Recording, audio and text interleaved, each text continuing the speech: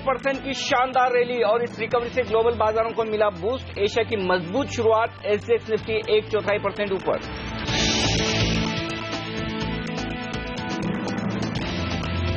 FMCG दिग्गज ITC के नतीजे उम्मीद से कमजोर, मुनाफा और आय से निराशा।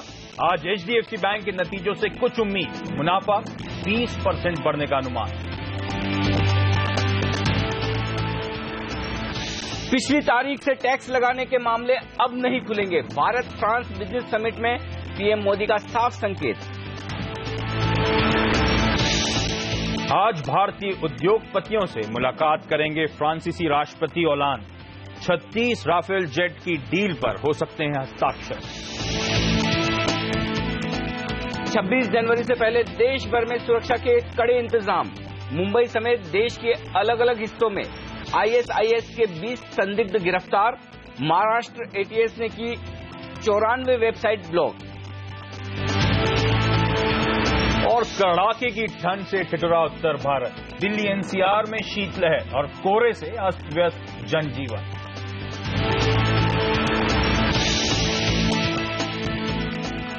क्रूड की शानदार रिकवरी, बाजारों में जोश बढ़ती नजर आ रही है। अमेरिका में तेज उछाल शुक्रवार को, आज एशियाई बाजारों में वही मोमेंटम बरकरार है।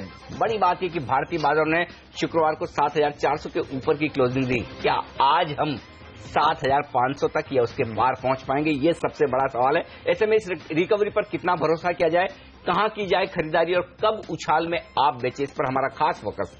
नमस्कार, मार्केट काउंटडाउन में आप सबका स्वागत है। मैं हूं अनिल सिंघवी। नमस्कार, मैं हूं आशीष वर्मा और आज आपको कमाई के मौके बताने के लिए हमारे साथ हैं हमारे एक्सपर्ट्स, मानसजायसवाल.com के मानस जायसवाल और प्रेसिजन इन्वेस्टमेंट सर्विसेज के सीआईओ और हेड ऑफ रिसर्च अविनाश गोराक्षकर। आप दोनों का ही स्वागत है कार्यक्रम में। लेकिन अनिल, ग्लोबल इक्विटी मार्केट्स में हमने देखा एक रिस्क ऑन ट्रेड वापस आता हुआ, यानी कि रिस्कियर एसेट्स इक्विटीज पे लोग खरीदारी करने की हिम्मत कर रहे हैं। कच्चे तेल में अच्छा उबाल आता हुआ, उछाल आता हुआ। क्या एक रिलीफ रैली, कुछ रिलीफ मिलने का समय है? आज का कारोबारी सत्र कैसा रहने वाला है? इंटरेस्टिंग बात ये है कि आशीष, अब लोग कच्चे तेल की रिकवरी को, कच्चे तेल को उछाल को पॉजिटिव मानना शुरू कर चुके हैं दुनिया भर में। और दो बड़ी वजह रही। एक तो ये कि अमेरिका में ठंड काफी बड़ी है, तो वो एक फंडामेंटल रीजन है। और टेक्निकल रीजन ये था कि शुक्रवार को वहां पर कच्चे तेल के वायदा कारोबार की एक्सपायरी, तो इतनी तेज गिरावट के बाद एक शॉर्ट कवरिंग हुई। तो अब अलग अलग बात है कितना वेटेज आप किसको दे, लेकिन ओवरऑल ये बात सही है कि अच्छी रिकवरी ग्लोबल मार्केट्स में। लगातार दूसरा ट्रेडिंग सेशन था शुक्रवार का, जब अमेरिकी बाजारों से रिकवरी के संकेत आते हुए नजर आए। तो उस रिकवरी को भारतीय बाजार आगे बढ़ाने की कोशिश करेंगे। लेकिन अब हम पहुंच रहे हैं बड़े ही अहम और इंटरेस्टिंग लेवल पर, जो कि है 7,500 का। तो अब 7,500 को आप एक बार की टारगेट मानकर चले। और हम शुक्रवार को भी यही बात कर रहे थे कि इस रिकवरी में 7,500 के आसपास बाजार जाकर रुकेंगे, वहां पर प्रॉफिट बुकिंग आपको आती हुई नजर आएगी। तो जैसे जैसे आप 7,475, 7,500 के आसपास पहुंचे, थोड़ी प्रॉफिट बुकिंग करें, थोड़ा सा हल्का हो लें, क्योंकि जो कुछ भी रिकवरी शुक्रवार को हुई, जो मैं आगे डेटा बताऊंगा, उसमें शॉर्ट कवरिंग का ज्यादा हाथ है। लेकिन एक बात साफ है, अगर आज के लिए आप ट्रेड करें 7,375 को आज आप स्टॉप लॉस मानकर चलें। अब से लेकर एक्सपायरी तक एक बेहद अहम सपोर्ट सामने आता दिख रहा है, और वो है 7,300 का, जहां पर दमदार पोजीशन पुट में बन चुकी है। तो 7,300 को बड़ी आसानी से आप तोड़ेंगे नहीं, ये संकेत मिल रहा है, अनलेस की ग्लोबली कोई बहुत बड़ा उतार चढ़ाव हो जाए। बैंक निफ्टी की लीडरशिप बरकरार रहेगी, और बैंक निफ्टी पे इसीलिए मैं आज बेहद छोटा स्टॉप लॉस दे रहा हूं, सिर्फ 15,400 का। यहां से 100 पॉइंट नीचे जहां शुक्रवार को आप बंद हुए हैं, 15,400 के स्टॉप लॉस से बैंक निफ्टी खरीद कर चलें, 15,800 तक जा सकता है। क्योंकि आज मैं रिकवरी की उम्मीद कर रहा हूं, ऑयल एंड गैस, मेटल्स और बैंक्स, ये 3 सेक्टर्स हैं जो मुझे लगता है रिकवरी को लीड करने की कोशिश कर सकते हैं। ओके, तो रिकवरी के संकेत हैं आज। हालांकि बहुत ज्यादा अपसाइड्स हो, ये कहना मुश्किल होगा एक सीमित दायरे में कामकाज, लेकिन इस समय शायद भारतीय बाजार आज हरे निशान के साथ आपको ट्रेड करते हुए नजर आए। ऑयल एंड गैस, मेटल और बैंकिंग, और वाकई बैंकिंग सपोर्ट कर देता है तो कोई दिक्कत की बात है नहीं। और जहां तक कच्चे तेल में तगड़ा उबाल आया, पिछले 2 कारोबारी सत्रों में ही 12% की तेजी, पूरी तरह से शॉर्ट कवरिंग का सहारा था। तो कुछ सेंटिमेंट्स पॉजिटिव हुए, तो लोगों ने अपना मुनाफा वसूल लिया शायद कहना चाहिए। लेकिन अभी भी ध्यान रखें, इंटरनेशनल मार्केट्स में 2 मिलियन बैरल्स पर डे अतिरिक्त सप्लाई है, तो ये हमेशा दिक्कत रहेगी, ये आप ध्यान में रखें अपने। लेकिन फ्राइडे का ट्रेडिंग सेशन बेहद स्ट्रांग था भारतीय बाजारों के लिहाज से, ऑलमोस्ट 2% के आसपास का उछाल था। लेकिन मानस, आज बाजार में क्या करें? एक हल्के हरे निशान के साथ एसजेएक्स निफ्टी इंडिकेट कर रहा है हमारी शुरुआत होगी, उसके बाद रणनीति क्या बनाऊं? देखिए, इसमें कोई शक नहीं कि हमने एक बड़ी स्मार्ट रैली देखी थी लास्ट सेशन में, बट फिर भी जिस तरह lower top floor bottoms chart से बन रहा है, मैं समझता हूं जब तक कोई बहुत इंपॉर्टेंट रेजिस्टेंस ब्रेक ना हो, हमें ये नहीं समझना चाहिए कि शॉर्ट टर्म बॉटम बन गया है। और वो जो इंपॉर्टेंट रेजिस्टेंस है वो मैं समझता हूँ कि 7475 का है। अगर निफ्टी 7475 के ऊपर सस्टेन करता है तब तो आपको लॉन्ग बनाने हैं, ये सोच के कि वहां से कम 200 से 250 पॉइंट की रैली देखने को मिलेगी। लेकिन अगर वो लेवल्स ब्रेक नहीं होते हैं, जैसा कि मेरा भी मानना है कि वो शायद लेवल्स ब्रेक नहीं होंगे और उससे पहले ही हमें सेलिंग प्रेशर देखने को मिलेगा, तो उस लिहाज में तो मैं समझता हूँ कि एक शॉर्ट पोजीशन बनानी चाहिए। अगर 20-25 पॉइंट पॉजिटिव निफ्टी ओपन होता है और 7450 को टेस्ट करने की कोशिश करता है, तो वहां पर एक सेल कॉल लेना चाहिए जिसके स्टॉप लॉसेज 7500 के ऊपर होंगे, और मैं समझता हूँ कि जल्दी ही 7300 के लेवल्स वापस हमें निफ्टी में देखने को मिलेंगे। ओके, तो उछाल में बिकवाली करने के मौके ढूंढें, बहुत ज्यादा अपसाइड शायद नजर ना आए। और अनिल जी, इनफैक्ट एक दिक्कत की बात यह है कि इस अपसाइड्स में बहुत ज्यादा पार्टिसिपेशन एफआईएस का नजर नहीं आता। लगातार मैं कैश मार्केट का आंकड़े अगर देखूं, लगातार बिकवाली, फ्राइडे को भी 700 करोड़ रुपए के आसपास की कैश मार्केट में बिकवाली, पिछले पूरे हफ्ते ऑलमोस्ट हर दिन बिकवाली होती हुई नजर आई है। क्या दिखा रहा है एफआई का आंकड़ा? कुछ कन्विक्शन आ रहा है उनका इंडियन मार्केट्स में या बिल्कुल नहीं? दो अहम डायरेक्शन मिल रहे हैं एफआईएस के डेटा से। जो एक कैश मार्केट में आपने कहा बिल्कुल परफेक्ट है कि एफआईएस की बिकवाली है, और इस बिकवाली के दम पर एक संकेत साफ दिखता है कि हर ऊपर के लेवल पर आपको बाजार अटकते हुए नजर आएगा, वी शेप रिकवरी नहीं होगी। दूसरा संकेत मिल रहा है, वो मिल रहा है वायदा कारोबार के आंकड़ों से। कल देखिए, शुक्रवार को 557 करोड़ के इंडेक्स फ्यूचर्स एफआईएस ने खरीदे और 860 करोड़ के स्टॉक फ्यूचर्स, बहुत भारी भरकम खरीदारी है, भारी भरकम। लेकिन दोनों में ही ओपन इंटरेस्ट कम हुआ है। इसका मतलब क्या है? इसका मतलब है कि एफआईएस ने जो खरीदारी की सिर्फ और सिर्फ शॉर्ट कवरिंग की है, बजाय फ्रेश नई खरीदारी करने के। उन्हें ये लग रहा है कि बाजार चलिए 7300 के नीचे स्टेबल होते हुए दिख रहे हैं, उसके नीचे जाने को तैयार नहीं है। ऊपरी स्तरों से भारतीय बाजारों में 20% करेक्शन हो चुका है। अब यहां से ज्यादा गिरेंगे तो हम मंदी के मार्केट में, बेयर मार्केट में चले जाएंगे, तो हो सकता है यहां रुके। ये समझकर वो अपनी शॉर्ट पोजीशन को काट रहे हैं। अब वैसे देखा जाए ओवरऑल तो इसमें कोई डाउट नहीं कि शुक्रवार के सेशन के आंकड़े पहली बार पॉजिटिव दिख रहे हैं, क्योंकि जितना उन्होंने कैश मार्केट में स्टॉक्स बेचा है उससे ज्यादा स्टॉक फ्यूचर्स की खरीदारी की है, तो आंकड़े उतने बुरे नहीं है। लेकिन सामने 900 करोड़ के जो ऑप्शन की खरीदारी के आंकड़े हैं आशीष, वो खराब है। क्यों? क्योंकि उन्होंने पुट ऑप्शन खरीदे हैं। तो वो क्या कर रहे हैं, अब बजाय इंडेक्स बेचने के, इंडेक्स की तो अपनी पोजीशन मंदी की वो काट लें और सेफ रहने के लिए आज से पुट खरीद लें। तो डेटा मिक्स है और इन डेटा के बेसिस पर आपको ये निकालना है कि आप 7300 तोड़ेंगे नहीं और 7500 के पार जाएंगे नहीं। एफआईएस कम से कम इस वक्त यही मान रहे हैं। ओके, इससे पहले मैं वायदा बाजार के संकेत पे जाऊं, अब तक लकीली हमारे लिए अच्छी बात है कि घरेलू संस्थागत निवेशक खरीदारी कर रहे हैं, तो वो इक्विवेलेंट मैच कर रहे हैं। इनफैक्ट फ्राइडे को तो शायद उनसे ज्यादा एफआईएस की बिकवाली से ज्यादा कैश मार्केट में खरीदारी आई थी। पर डर वो है जब ये 20% का करेक्शन आ गया ऊपरी स्तरों से, तो ऐसा तो नहीं है कि अब वो एसआईपीज का जो पैसा है वो रुकने लगे, डीआईएस का इंजेक्शन जो अभी तक लिक्विडिटी का है वो खत्म होता हुआ नजर आया, डर बन रहा है क्या? थोड़ा वक्त लगेगा। देखिए, रिटेल की खरीदारी भी अचानक से नहीं आती और बिकवाली भी अचानक से शुरू नहीं होती। तो एसआईपी में आने में भी लोगों को वक्त लगा है और एसआईपी से निकलने में भी लोगों को वक्त लगेगा। तो इमीडिएटली आप ये देखेंगे कि हम 7000 पर आ गए, 7200 पर आ गए तो रिटेल खरीदना बंद कर दे, वैसा नहीं होगा। हाँ, अगर इन लेवल के आसपास सस्टेन कर जाए, अगर 5-15 दिन हम 7200-300 के आसपास रह जाए, तो फिर रिटेल वालों को डर लगेगा कि यार अब हमारी एसआईपी हमें कम कर देनी चाहिए, बंद कर देनी। तो उस लिहाज से बड़े इंपॉर्टेंट लेवल्स पे हैं हम। अनिल ने 3 सेक्टर्स हाईलाइट करे आज, ऑयल एंड गैस, मेटल्स और बैंक, जिन पे खासतौर पर नजर रहेगी। मानस, आपसे जानना चाहूंगा एक स्टॉक ऐसा जो आपके रडार पर रहेगा, जो ट्रेडिंग के लिहाज से एक बेहतरीन बेट हो सकता है? लॉन्ग साइड पे के लिए आपने पूछा? ईदर वेज जो आपको ठीक लगे सर। देखिए, पहली चीज तो मैं अगर सेक्टर स्पेसिफिक जाऊं तो जो लास्ट सेशन के मूव्स देखे गए हैं उसमें एक चीज बहुत क्लियर हो गई एक्सक्यूज मी, कि शायद एफएमसीजी भी हमें और सेलिंग प्रेशर देखने को मिलेगा। अगर आप दोनों हैवी वेट स्टॉक्स लीजिए, कोलगेट पावलिव या हिंदुस्तान यूनिलीवर, दोनों ने ही इंपॉर्टेंट सपोर्ट्स ब्रेक किए हैं। इसलिए मैं समझता हूं कि यहां पर शायद अभी गिरावट इस हफ्ते तो जरूर देखने को मिलेगी। और अगर एक स्टॉक पिक करना है इस क्षेत्र से तो वो डेफिनेटली कोलगेट पावलिव होगा, क्योंकि कोलगेट पावलिव ने 900 के आसपास के बहुत इंपॉर्टेंट सपोर्ट ब्रेक किए हैं और वो भी बहुत अच्छे वॉल्यूम्स के साथ। तो उस पैटर्न को देख के मैं समझता हूँ कि यहाँ पर अभी और बिकवाली के मौके हैं। कम से कम 850 रुपए तक के लेवल्स देखने को मिल सकते हैं, इसलिए यहाँ पर एक सेल कॉल लेंगे जिसके स्टॉप लॉसेज 896 रहेंगे। आज की टॉप ट्रेडिंग बेट्स आपकी स्क्रीन पर, लेकिन ध्यान रखें यह हफ्ता बड़ा इंटरेस्टिंग है। एक तो एक ट्रंकेटेड यानी कि छोटा हफ्ता है, कल एक मार्केट हॉलिडे है, और 3 दिन बाद आज का कारोबारी सत्र इंक्लूड कर लूं तो एक्सपायरी आने वाली है। उस लिहाज से बड़ा इंपॉर्टेंट वीक होगा। अनिल जी, वायदा बाजार से किस तरह के संकेत आ रहे हैं? एक्सपायरी किन लेवल्स के आसपास होने के इंडिकेशंस हैं? एक्सपायरी की रेंज तो बहुत साफ दिख रही है। हाँ। वो 7,300 और 7,500 की। और जिस तरह से थोड़े से डेटा बेहतर हुए हैं, हो सकता है हम इस रेंज के ऊपरी स्तरों के आसपास एक्सपायरी देने की कोशिश करें। ये संकेत पहला है। दूसरा संकेत जो शुक्रवार के आंकड़ों से कुछ पॉजिटिव संकेत आ रहे हैं आशीष ऑप्शंस में, लेकिन उससे पहले बैंक निफ्टी में 3 लाख शेयर कम हुए हैं शुक्रवार को, और निफ्टी में 10 लाख शेयर कम हुए हैं।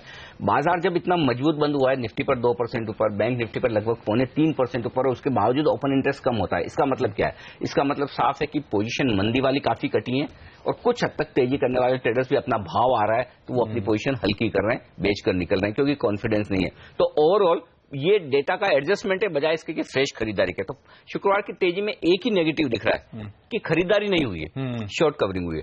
अब ऑप्शंस के डेटा बेहद इंटरेस्टिंग है।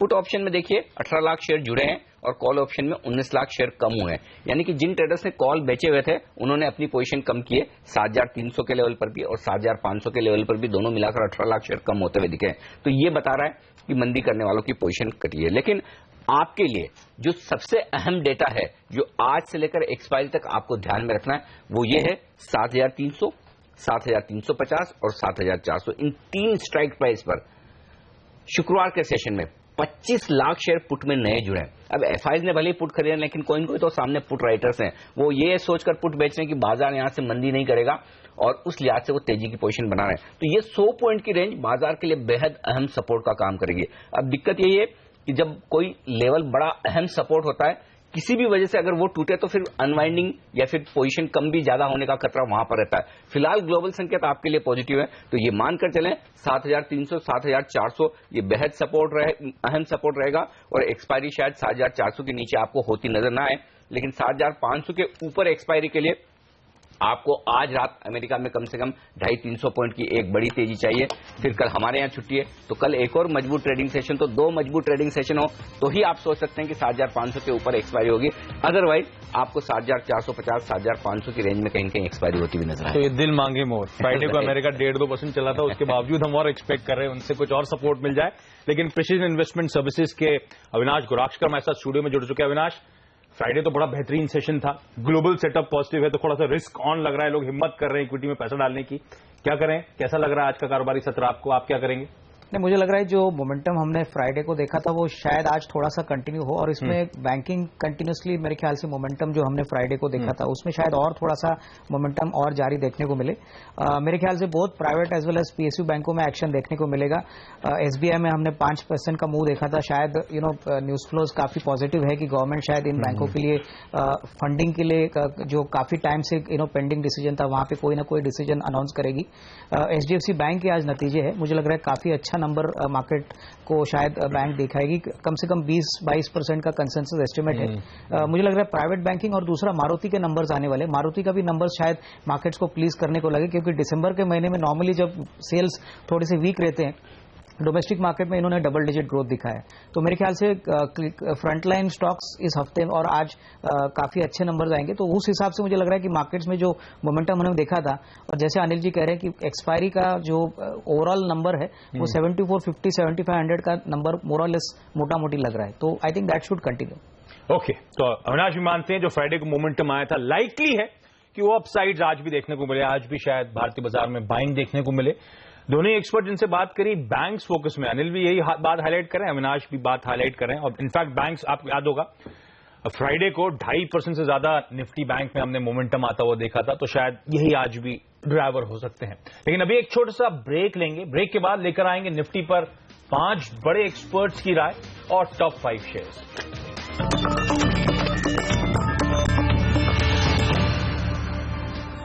ब्रेक के बाद आपका स्वागत है, और अब वक्त है ये जानने का कि निफ्टी पर 5 बड़े जानकार हमें क्या सलाह दे रहे हैं। बोनांजा पोर्टफोलियो के पुनीत किंद्रा का मानना है निफ्टी में खरीदारी करके चलें, 7500 से 7525 के टारगेट्स और 7340 पे अपना स्टॉप लॉस प्लेस करें। वही सिमी भौमिक भी खरीदारी की राय रखती हैं, कह रही हैं कि 7,500 का लक्ष्य रखें, खरीदें 7,370 के स्टॉप लॉस के साथ।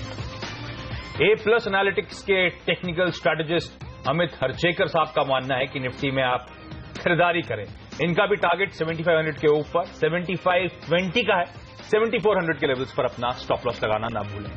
यूनियन एडवाइजरीज के अनुज दीक्षित निफ्टी में कह रहे हैं कि तेजी करके चलें, 7380 पर लगाना होगा आपको स्टॉप लॉस। ऊपर की तरफ 7520 और कुछ एग्रेसिव लक्ष्य 7600 तक के भी।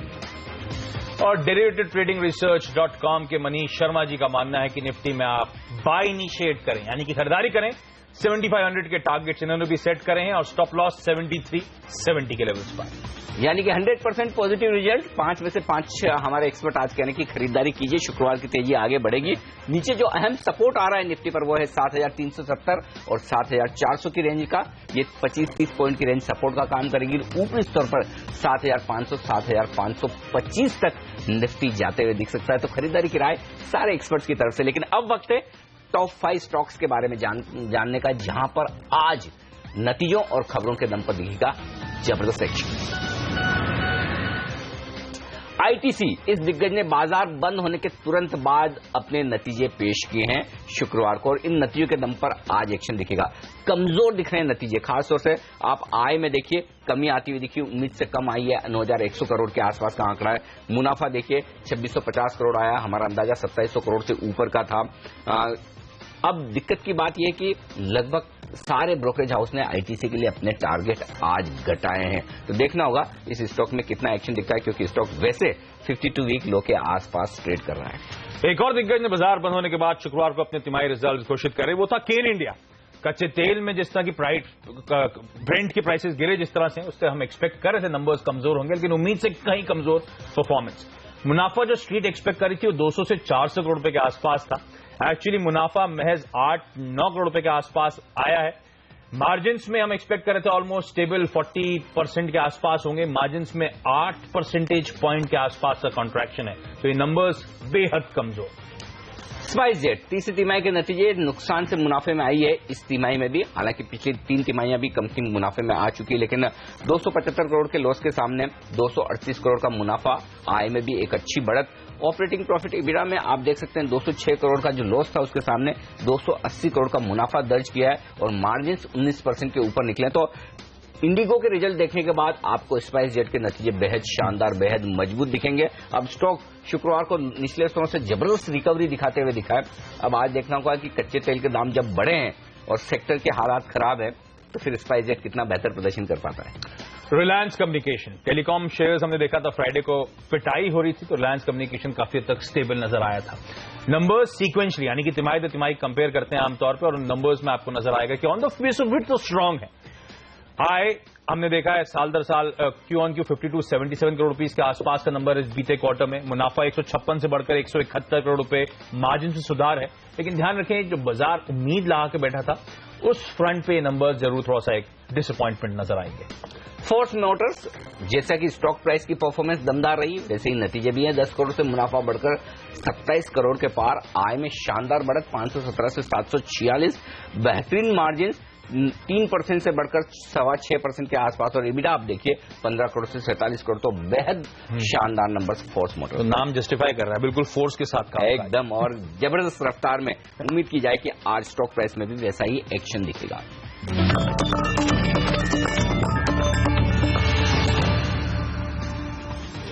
हमारे एक्सपर्ट हैं हमारे साथ मानस जायसवाल और साथी अविनाश गोरक्षकर, और अब फोकस सीधा स्टॉक्स पर किया जाए, जहां पर आज एक्शन रहने वाला है दमदार खबरों के दम पर।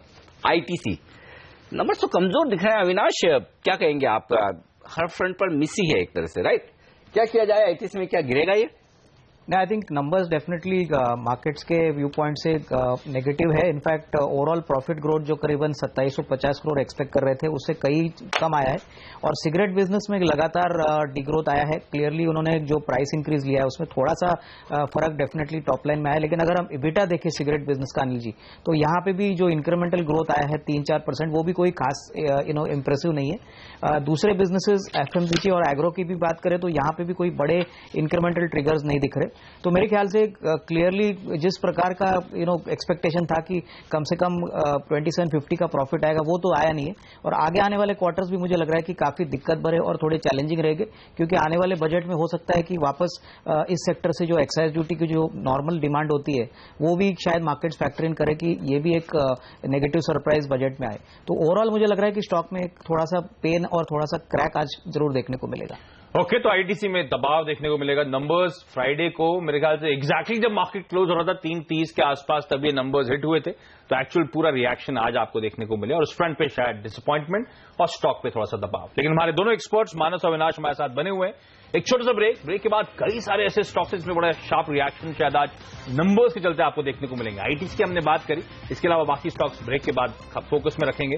इस बीच एसजीएक्स निफ्टी अब वापस फाइनली अच्छा मोमेंटम, 0.5% के उछाल के साथ कामकाज होता हुआ।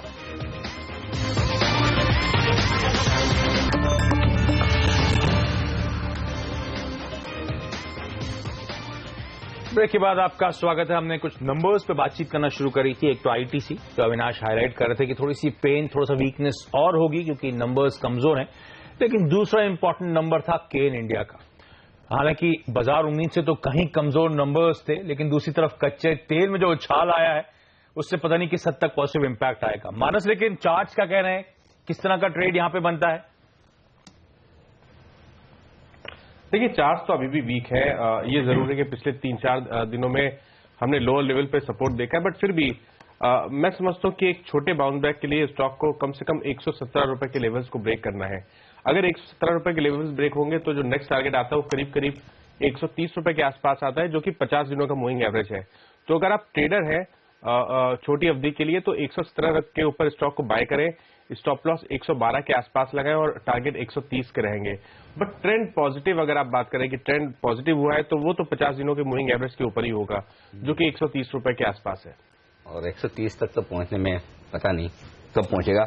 बहुत बड़ी उछाल क्रूड में लगेगी, तब जाकर शायद 130 के पार कैन निकले और नंबर्स हैं खराब। लेकिन दमदार नंबर्स की बात करें, अच्छे नंबर्स की बात करें, आज आने वाले हैं एचडीएफसी बैंक के नतीजे। क्या है अनुमान, कैसे रहेंगे नतीजे, बताने के लिए हमारी रिसर्च एनालिस्ट पूजा त्रिपाठी हमारे साथ जुड़ चुकी। पूजा, बताइए, दमदार आएंगे ना रिजल्ट्स? कहीं कोई झटका तो नहीं लगेगा? नहीं, किसी तरह की झटके की कोई उम्मीद नहीं कर रहे हैं। स्टेबल नंबर ही देखने को मिलेंगे। जिस तरह से पिछले सारे क्वार्टर में भी हम देख रहे हैं, मुनाफे में 20% की ही ग्रोथ कंपनी लगातार पोस्ट करते हुए नजर आ रही है। इस बार भी हमारा अनुमान है कि एनआईआई में 20% की बढ़त और मुनाफे में 20% की बढ़त बनी रहेगी। एसेट क्वालिटी की बात करें तो यहाँ पर भी किसी तरीके का कोई नेगेटिव सरप्राइज देखने की उम्मीद नहीं है। ग्रॉस एनपीए हमारा अनुमान है कि 0.9% के आसपास ये लेवल्स देखने को मिल सकते हैं। इसके अलावा मार्जिन्स में भी जो बेस रेट कटौती की है बैंक ने, मार्जिन्स पर कम असर ही देखने को मिलेगा, क्योंकि लोन बुक का करीब 70% हिस्सा फिक्स रेट से लिंक्ड है। तो बेस रेट कटौती का भी कोई असर ज्यादा यहाँ पर खास देखने को नहीं मिलेगा। नजर रहेगी कि इस बार कितने लोन का बैंक एआरसीज को बेचती है, इस आंकड़े पर हमारी नजर रहेगी। इसके अलावा रिटेल पोर्टफोलियो में किस तरह का प्रदर्शन होता है, कमर्शियल व्हीकल से किस तरह का सपोर्ट मिलता है, इस पर हमारी नजर रहेगी। तो ओवरऑल स्टेबल नंबर्स की उम्मीद हम कर रहे हैं एचडीएफसी बैंक की तरफ से। ये एचडीएफसी बैंक के लिए जब पूजा को काम करना हो तो सबसे आसान रहता है इसके लिए। हर क्वार्टर में आके यही कह देती है 20% की ग्रोथ, स्टेबल नंबर्स उम्मीद होगी, एसेट क्वालिटी में कुछ खराब, लेकिन आ भी जाती है। आ भी जाती है। वो इम्पोर्टेंट वो है कि अचीव कर रही है पूजा क्वार्टर ऑन क्वार्टर, हर साल हर क्वार्टर में इतनी शानदार ग्रोथ। शुक्रिया पूजा। लेकिन एचडीएफसी बैंक खरीदना चाहिए नतीजों के पहले? मानस, क्या कह रहे हैं आपके चार्ट्स? देखिए, चार्ट्स तो बहुत पॉजिटिव नहीं दिखते हैं, क्योंकि अपने 200 दिनों के मूविंग एवरेज के नीचे स्टॉक ट्रेड कर रहा है। और अगर आप रेंज देखें तो 1040 से 1060 एक बड़ा हार्डल दिखता है। तो अगर 1060 के ऊपर निकले तब तो आप बिल्कुल एचडीएफसी बैंक खरीदें, बट उससे पहले मैं नहीं समझता ट्रेडिंग के लिहाज से एचडीएफसी बैंक खरीदना चाहिए। हालांकि ये जरूर है कि हम जब लॉन्ग टर्म चार्ट देखते हैं तो मैं समझता हूं कि सबसे पॉजिटिव प्राइवेट बैंकिंग के चार्ट अगर किसी के हैं तो वो एचडीएफसी बैंक के हैं। अगर आप देखें तो हायर लेवल पे थोड़ा सेलिंग प्रेशर जरूर देखने को मिला है, बट ऐसी कोई बड़ी गिरावट देखने को नहीं मिली है। तो इसलिए अगर आप इन्वेस्टर हैं तो एचडीएफसी बैंक में बिल्कुल बने रहें। और शायद मैं समझता हूं कि अगर 1 से 1.5 साल की बात करें तो हो सकता है कि 1150 और 1175 के लेवल देखने को मिले। बट ट्रेडिंग के लिए आपसे 1060 एक अहम रेजिस्टेंस है और उसके ऊपर ही ट्रेड लेना चाहिए। ओके, तो 1060 के ऊपर जाए तो आप यहाँ पे खरीदारी करें। लॉन्ग टर्म निवेशक है तो वैसे भी कोई दिक्कत की बात नहीं, स्टेडी परफॉर्मेंस हमेशा ये बैंक देता ही है। लेकिन एक पॉकेट जो फ्राइडे को ट्रेड में फोकस में थी वो थी एविएशन। मेरे ख्याल से इंडेक्स के बाहर अगर कोई हरकत थी और बाजार जिस पे कीनली वॉच आउट कर रहा था वो पूरा एविएशन पैक था, और इंटरग्लोब एविएशन उस स्टॉक ने 19% के आसपास का दबाव बनाया और इसका सेंटिमेंटल इंपैक्ट बाकी दोनों एविएशन कंपनीज पे भी पड़ गया था। अविनाश, आज तो स्पाइस जेट फोकस में होगा, नंबर्स एक बार फिर से स्ट्रांग आए हैं इस कंपनी के, पर एक तरफ वो कच्चा तेल का प्ले है जो सेंटिमेंट निगेटिव हो सकता है शायद। जो फ्राइडे को दबाव आया था, आप कैसे देखते हैं एविएशन पैक पे? क्या सिर्फ इंटरग्लोब के Q3 नहीं Q2 नंबर्स पे इतना शार्प रिएक्शन था और आज कुछ पॉजिटिव इंपैक्ट स्पाइस जेट जैसी कंपनी पे? आई थिंक इंटरग्लोब का नंबर्स मुझे लग रहा है कि थोड़ा बहुत मार्केट्स के पॉइंट ऑफ व्यू से डिसअपॉइंटिंग थे, क्योंकि उम्मीद थे कि नंबर्स काफी अच्छे आएंगे, क्योंकि जिस प्रकार का रिस्पांस इनके आईपीओ को मिला था। मेरे ख्याल से अगर हम स्पाइस जेट की बात करें तो स्पाइस जेट ने क्लियरली इंडिगो के कंपैरिजन में नंबर्स काफी दमदार दिखाए। इवन ऑपरेटिंग प्रॉफिट ग्रोथ देखिए, बॉटम लाइन ग्रोथ देखिए, और टॉप लाइन करीबन 10-11% की बढ़त से प्रॉफिटेबिलिटी काफी मजबूत आई है। तो मुझे लग रहा है कि क्लियरली काफी इन्वेस्टर्स या ट्रेडर्स ऐसे होंगे जो शायद इंडिगो को बेच के शायद स्पाइस जेट में वापस थोड़ा तेजी करना चाहेंगे। ये जो क्रूड का प्राइस का बाउंस हमने देखा है, मुझे नहीं लग रहा है आशीष इसमें कोई बड़ी सस्टेन होगी, क्योंकि अभी भी ईरान का जो ऑयल है वो अभी तक हिट आया नहीं है। तो मुझे लग रहा है कि ये जो बाउंस है वो शायद थोड़ा सा एक्सपेक्टेड था, लेकिन उसके आगे $35-40 के बियॉन्ड ऑयल को वापस ऊपर जाना मेरे ख्याल से शायद थोड़ी दिक्कत वाली बात रहेगी। तो एविएशन मतलब टॉप बेट अब आपका स्पाइस जेट होगा? आई थिंक क्लियरली, बिकॉज अगर हम परफॉर्मेंस देखें लास्ट 2-3 क्वार्टर से, तो ऑपरेटिंग लेवल पे, बॉटम लाइन लेवल पे स्पाइस जेट ने डेफिनेटली थोड़ी कंसिस्टेंसी दिखाई है, और मेरे ख्याल से ये अभी भी एक डबल डिजिट स्टॉक है। अगर हम प्राइस कंपैरिजन करें इंडिगो से, तो मेरे ख्याल से यहाँ पे price reward ratio will be much better. Manas से भी इसी पर राय लेना चाहता हूँ। मानस, पहली बात तो स्पाइस जेट जो करेक्शन क्या पूरा करके फिर से अपनी तेजी वाली रफ्तार पकड़ रहा है, क्योंकि मैंने देखा शुक्रवार को 63 या 64 रुपए के आसपास का इसने लो बनाया और वहां से एकदम शानदार तेजी हुई। नतीजे बेहद दमदार आए हैं स्पाइस जेट के। तो उस लिहाज से क्या ये ट्रेंड के विपरीत जो एविएशन स्टॉक्स का शुक्रवार को था उससे विपरीत मजबूत और हो सकता है? यदि हाँ तो लेवल बताइए। दूसरी बात, जेट एयरवेज, शुक्रवार के सेशन में जेट एयरवेज एकमात्र ऐसा स्टॉक था जो नया स्टॉक जो वायदा कारोबार के बैन में आ गया। जाहिर सी बात है कि दमदार शॉर्ट पोजीशंस बनी है। अब जब बैन में कोई स्टॉक आता है तो जिस तरह की पोजीशन बनी उसका रिवर्स एक एक्शन देखने को मिलता है। तो क्या आज जेट एयरवेज में कुछ रिकवरी, कुछ शॉर्ट कवरिंग देखने को मिल सकती है? यदि हाँ तो कितना ऊपर जा सकता है? क्या वहां पर फिर क्रूड की उछाल को देखते हुए बेचना ही चाहिए? इन दोनों स्टॉक्स पर लेवल बताएं आप मुझे। देखिए, पहले स्पाइस जेट को डिस्कस करेंगे। 20 रुपए से हम रैली देख रहे थे स्टॉक में, बट पिछले दिनों अगर आप देखिए तो मेरे ख्याल से 84-85 के आसपास स्टॉक ने बड़ा रेजिस्टेंस फेस किया है। अगर आप डेली चार्ट देखेंगे तो आपको ये भी समझ में आएगा कि 50 दिनों का मूविंग एवरेज स्टॉक ने बहुत ही दिनों बाद ब्रेक किया था। हालांकि ये जरूर है कि पिछले सेशन में लोअर लेवल से खरीदारी देखने को मिली है। अब अगर मंथली चार्ट पे जाते हैं तो वहां पर एक काफी मेरे ख्याल से 5-6 मंथ के बाद ऐसा हो रहा है कि स्टॉक एक बेरिश पैटर्न बना रहा है। तो मैं समझता हूं कि शायद हाई लेवल्स पे कहीं ना कहीं 84-85 के लेवल्स को ब्रेक करना स्टॉक के लिए डिफिकल्ट होगा। मेरी राय में अगर कोई उछाल मिले तो 75 से 80 रुपीज की रेंज में एक बार प्रॉफिट बुक कर लेना बेहतर आइडिया है। मैं समझता हूं कि अगर एक बार आप प्रॉफिट बुक कर लेते हैं और फिर से अगर 85 रुपीज के ऊपर लेते हैं तो 5-6 रुपए का आपको रिस्क लगेगा, लेकिन वो एक सेफ स्ट्रेटेजी रहेगी। तो अगर कोई बाउंस बैक आए, स्टॉक 75 और 80 की रेंज में आए तो वहां पर प्रॉफिट बुक करें। रही बात दूसरा स्टॉक, आपने जेट एयरवेज के बारे में डिस्कस किया था। देखिए, जेट एयरवेज में भी काफी कुछ स्पाइस जेट जैसे पैटर्न्स है। इसमें भी हमने फ्राइडे के सेशन में सेलिंग प्रेशर देखा, बट 50 दिनों के मूविंग एवरेज के नीचे फिर से बाइंग इंटरेस्ट देखने को मिला है। बट फिर भी जैसा मंथली चार्ट शो कर रहा है, ऐसा लगता है कि शायद हायर लेवल पे जेट एयरवेज में भी 650 से 700 रुपए के आसपास एक एग्जिट करने के मौके होंगे। मैं समझता हूं कि स्टॉक में अब लॉन्ग 750 रुपए के ऊपर ही बनाने चाहिए।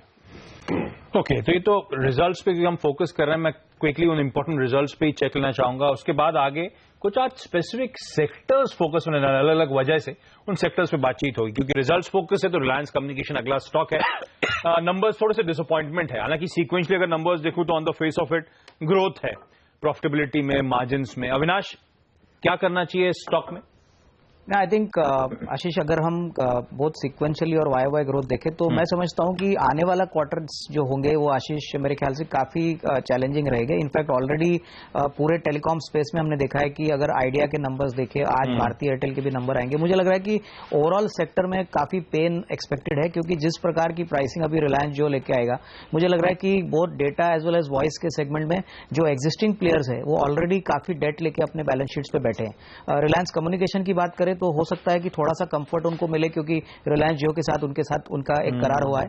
बट ओवरऑल अगर स्पेस देखें तो मैं समझता हूं कि अप्रैल टू जून का क्वार्टर जो रहेगा वो काफी चैलेंजिंग रहेगा। वहां पे और मार्जिन में दबाव देखने को मिल सकता है। तो उस हिसाब से जो इंक्रीमेंटल अपसाइड है not only for Reliance Communication but सारे टेलीकॉम स्टॉक्स के लिए, मुझे लग रहा है कि it is better to wait and watch, क्योंकि यहां से आगे काफी दबाव इन शेयर्स इन सेक्टर में आ सकता है। बड़ा लॉन्च है, उससे पहले थोड़ा सा नर्वसनेस तो वैसे भी रहेगी, लेकिन इस कंपनी के मैनेजमेंट से बातचीत होगी तो नंबर से ज्यादा इंपॉर्टेंट होगा कि वो डीलेवरेजिंग के प्लान्स, यानी कि बैलेंस शीट पे जो डेट है उसे जो कम करने की तमाम अटकलें लगाई जाती हैं, उसमें अगर कोई क्लैरिटी आएगी तो शायद फिर स्टॉक में हरकत आए। यहाँ पे भी मैं एक इंटरेस्टिंग बात देख रहा था। पिछले हफ्ते आशीष एक बार 10% का इंट्राडे सर्किट लगा, क्योंकि वायदा कारोबार का स्टॉक है। उसके बाद गिरा 63 रुपए के आसपास के इस स्टॉक ने भी लो बनाया और वहां से रिकवर होकर 69 तक भी गया था। ये बताएं चार्ट्स पर क्या सिचुएशन है आरकॉम के लिए? क्या आज गिरावट हो 63-64 के आसपास खरीदना चाहिए या दूर रहें? माइनस कैसे ट्रेड करेंगे? देखिए, थोड़ा सा डिसअपॉइंटमेंट हुआ है। अगर आप पिछले 2 हफ्ते का पैटर्न देखेंगे तो शायद 2 हफ्ते पहले अगर हम लोग आरकॉम डिस्कस करते थे तो वहां पर हमें higher tops higher bottoms clearly दिख रहे थे। ऐसा लग रहा था कि स्टॉक 105 और 110 की रेंज में जाएगा, बट हाई लेवल में बड़ा सेलिंग प्रेशर देखने को मिला है। इंपॉर्टेंट सपोर्ट्स ब्रेक किया, इंपॉर्टेंट मूविंग एवरेज के नीचे स्टॉक फिसल गया है। इसलिए मेरी राय में यहाँ पर अब अवॉइड करना चाहिए। मैं समझता हूँ कि अगर एक बार स्टॉक 64 रुपीज के नीचे जाएगा तो वहां पर एक बड़ी गिरावट देखने को मिल सकती है और उसके से 50 रुपए के लेवल्स वापस देखने को मिल सकते हैं। कॉशियस रहना चाहिए, अपने स्टॉप लॉस से 64 रुपीज के नीचे लगाने चाहिए और फ्रेश लॉन्ग 75 रुपीज के ऊपर ही करना चाहिए। ओके, तो ये क्लियर कट सलाह आती हुई आपके लिए, लेकिन एक और रिजल्ट रिएक्शन और शायद वो शार्प होगा। एक ऐसी कंपनी जो ऑफ लेट तमाम बाजार के पार्टिसिपेंट्स रडार पर आई थी, वो थी फोर्स मोटर्स। 3500 से ज्यादा के लेवल्स छुए थे, इस साल के हाईस थे और उस लेवल से 1000 रुपए के आसपास का करेक्शन देखने को मिला। जो ओवर द वीकेंड नंबर्स आए हैं वाकई स्ट्रांग है, क्योंकि मैं देखा था अनुमान कुछ स्ट्रीट के ब्रोकरेजेस का, फ्लैटिश प्रॉफिट में ग्रोथ की बात करी गई थी और 10 करोड़ का मुनाफा 27 साढ़े 27 करोड़ रुपए पे आया है। और जिस तरह से इस कंपनी का बिजनेस मिक्स में चेंज होना, वो बड़ी बड़ी मैन्युफैक्चरर्स के लिए ग्लोबल मैन्युफैक्चर के इंजन बनाना, तो रेडार पे इसीलिए आई थी वो कंपनी। अविनाश, क्या वाकई अट्रैक्टिव लेवल्स में किसी फोर्स मोटर में 1000 रुपए के करेक्शन पे उतरने के लिए, या अभी बहुत जल्दबाजी है, अभी भी करेक्शन और स्टीप हो सकता है, क्योंकि स्टॉक में बहुत स्ट्रांग मोमेंटम आया है? बिल्कुल, लेकिन अगर हम आशीष ये नंबर्स देखें तो मैं समझता हूं कि नंबर्स डेफिनेटली काफी स्ट्रांग है और इनफैक्ट कंपनी की जो इक्विटी है वो बहुत ही छोटी है, करीबन 13-13.5 करोड़ की इक्विटी है। तो उस हिसाब से मुझे लग रहा है कि पहले जिस प्रकार से मैनेजमेंट इस ये कंपनी नंबर्स डिलीवर नहीं करती थी, बट लगातार लास्ट 3-4 क्वार्टर से हम अगर देखें तो price movement was definitely catching the earnings kind of expectations. और मुझे लग रहा है कि FY17 में जिस प्रकार का कंपोनेंट एक्सपोर्ट, जिस प्रकार का डैमलर का जो बिजनेस अभी एग्जीक्यूट करेंगे, इसका इंपैक्ट डेफिनेटली आपको लार्जली FY17 के नंबर्स में देखने को मिलेगा। तो मुझे लग रहा है कि जिसका लंबा नजरिया है, मुझे लग रहा है क्लियरली ये स्टॉक अपने पोर्टफोलियो में इंक्लूड करें, क्योंकि यहां से भी अच्छी अपसाइड आएगी। ओके, ये है राय इस वक्त इन सारे स्टॉक्स पर जहां पर नतीजों के दम पर एक्शन दिखने वाला है। एक ब्रेक का वक्त है और ब्रेक के बाद लौटेंगे कुछ और बेहतरीन मिड कैप स्टॉक्स में देख रहा हूं जहां पर आज एक्शन होने वाला है, उन पर राय लेंगे हमारे एक्सपर्ट से। बने रहिए हमारे साथ।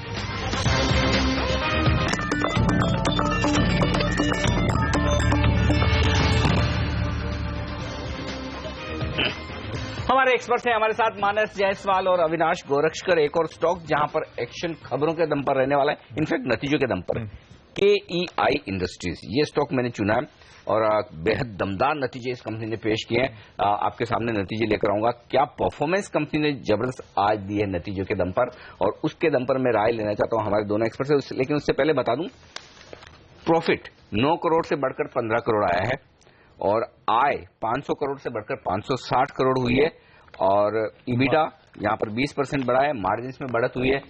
आशीष ने बहुत पहले आपको बता दिया था, अगर आप जैकपॉट रोज देखते थे, आशीष जैकपॉट में था KEI इंडस्ट्री, राइट? हाँ, मुझे बिल्कुल जैकपॉट में, और जैकपॉट शेयरों की दमदार परफॉर्मेंस फाइनेंशियली ये देखने को मिल रही है। अविनाश बताइए कैसे देख रहे हैं आप KEI की परफॉर्मेंस को, और खरीदना चाहिए 115 रुपए में?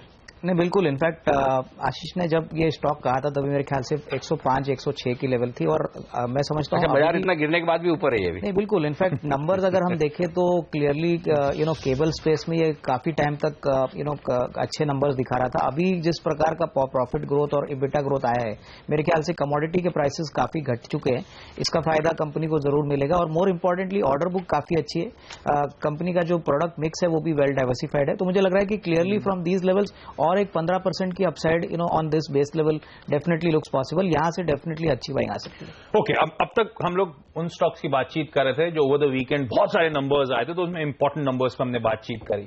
लेकिन आज के लिए कुछ सेक्टर्स ही फोकस में हो सकते हैं, जैसे कि ऑयल एंड गैस, तमाम अपस्ट्रीम कंपनीज, क्योंकि कच्चे तेल में एक उबाल आया है। थर्सडे और फ्राइडे 2 ट्रेडिंग सेशंस में 12-13% के आसपास क्रूड में उछाल देखने को मिला है। और कुछ इंटरेस्टिंग कंपनीज हैं, मिसाल के तौर पे ONGC और OIL ले लीजिए आप, अपने फ्रेश 52 वीक लोज से फ्राइडे को एक बाउंस देखने को मिला था। पर क्या वो बाउंस सस्टेनेबल है? क्योंकि ये कंपनियां हैं तो बड़े अट्रैक्टिव लेवल्स पे, लॉजिकली देखूं तो, ऑप्टिकली देखूं तो। मानस, क्या करना चाहिए? ऑयल इंडिया, ONGC क्या दमखम है? फर्दर अपसाइड आ सकते हैं? देखिए, स्पेशली ONGC की बात अगर करें तो हम काफी समय से यहाँ पर पॉजिटिव डाइवर्जेंस देख रहे हैं RSI में, लेकिन वो बॉटम बनता हुआ नहीं दिख रहा है। लगातार हाई लेवल पे सेलिंग प्रेशर दिखता है और एक नया लो बनते हुए दिखता है। अभी तक अगर पैटर्न की बात करें तो मैं नहीं समझता कोई रिवर्सल के साइन है। रिवर्सल के साइन, जो पहले साइन है वो 230 रुपए के ऊपर ही आएंगे, जो कि स्टॉक का 50 दिनों का मूविंग एवरेज है। तो अगर 230 के ऊपर निकले तब तो आप ये मान के चलें कि एक शॉर्ट टर्म बॉटम बनाए और वहां से कम 50-60 रुपए की रिकवरी देखने को मिलेगी। उससे पहले मैं समझता हूँ हर उछाल पे ONGC में बिकवाली करनी है। हो सकता है कि आने वाले टाइम में 208-207 के लेवल्स ब्रेक हो, स्टॉक 200 रुपए के लेवल्स को टेस्ट करने की कोशिश करे। इसलिए अगर बाउंस बैक मिले 220 से 225 की रेंज में, तो वहां पर एक सेलिंग अपॉर्चुनिटी रहेगी और लॉन्ग आपको 230 रुपए के ऊपर ही बनाने हैं। ओके, तो 230 के ऊपर निकलने के बाद खरीदारी करें, तब तक ONGC में एक तकनीकी तौर पर रिकवरी की संभावनाएं बनती है। लेकिन राय लूंगा मैं कुछ हद तक बैंकिंग शेयरों पर, जहां पर एक शॉर्ट कवरिंग, एक खरीदारी पिछले 2 सेशन से देखने को मिली, क्या आज बरकरार रहेगी? यदि हाँ, तो कौन सा PSU बैंक खरीदा जाए आज की रिकवरी में? इस पर बात करेंगे हमारे एक्सपर्ट से इस ब्रेक के बाद।